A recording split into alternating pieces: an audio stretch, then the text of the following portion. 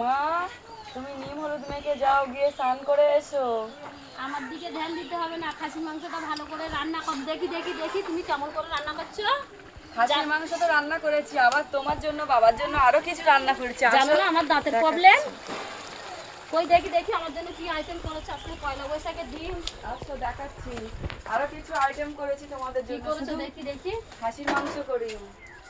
দেখি আইটেমগুলো কি। দেখো, উফ, এখানে দারুণ হয়েছে। নিম, বেগুন দিয়ে, আলু দিয়ে একটা তিতো আছে তোমার জন্য, আমের চাটনি আছে, ডাল আছে, মাছের ঝাল আছে, ওখানে তোমার জন্য খাসির মাংস আছে। আর হ্যাঁ, রাইসটার কথা ভুলে গেছি, রাইসটা তো এখানেই আছে। ও কি দারুণ লাগছে। হ্যাঁ আজকে তাহলে বছরের শেষ দিন। হ্যাঁ। হ্যাঁ নতুন একটা দিন, তাহলে সবাই মজা করা হবে। হ্যাঁ। ঠিক আছে। হ্যাঁ টাটা আচ্ছা, আচ্ছা, আচ্ছা, গাইস। বৌমা, তুমি মাংসটাও ভালো করে কষাবে কিন্তু।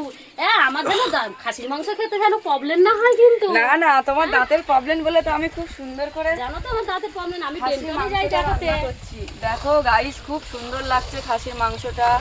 হ্যাঁ।